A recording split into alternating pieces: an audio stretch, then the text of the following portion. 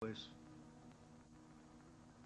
The whole sort of, what's the word, the ambience of the place, it had a threat about it. It was like, if you walk into a prison or like a law court, you pick up an environment, a sense from it, you know? And that's what I felt.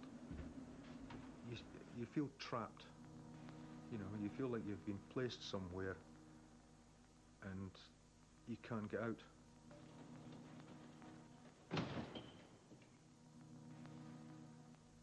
When a tenant moved into the flat below mine, number 37, that was the straw that broke the camel's back. She was the nightmare neighbour. She had a great many friends. They'd have all sorts of parties going on till, well, basically they could start during the day and carry on to the small hours of the morning. There were occasions when she was playing music so loud that an ashtray started to sort of buzz and move across the table. And it was at that point that my anger boiled over. And I lost my self-control, and I turned my stereo on full blast and put the speakers on the floor facing downwards in the belief that this was going to get her. There was a genuine rage that this person was coming in and her lifestyle was completely submerging mine. My rights had flown out the window, you know? If it's an ongoing thing, it's not news. How can it be a topic of conversation? It's just another moan. And if you haven't any rational way of dealing with it, if you haven't any way of talking about your feelings and getting rid of them that way, it's just going to build up inside. So you can see how that kind of thing can give rise to a very irrational outburst of anger. This particular tenant used to enjoy hanging out the window and shouting to various people in the car park just below my window. And I think one of my nicer fantasies was to take the computer and wait for her to stick her head out and literally just drop it on her head.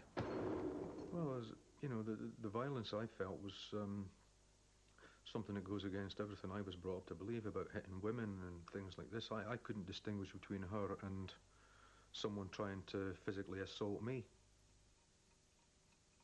Through the night you feel very, very isolated. I'd lie there and I'd listen to people screaming, I'd hear people crying, sobbing, I'd hear domestic arguments from above, from outside my door, from, you know, outside.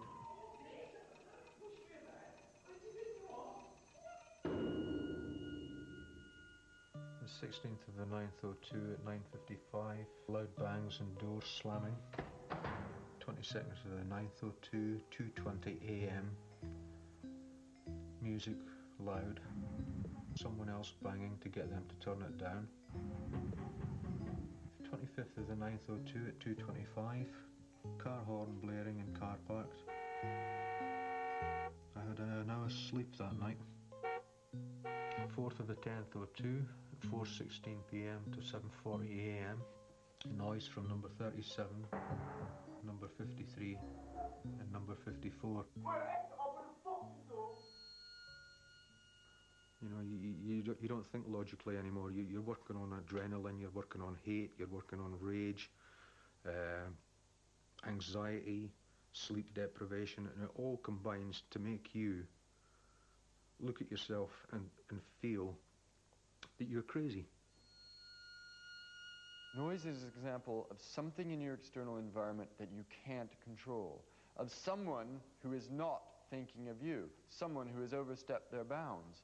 And because you cannot control their behavior, what it creates in the individual who has to hear the noise again and again and again is a sense of learned helplessness.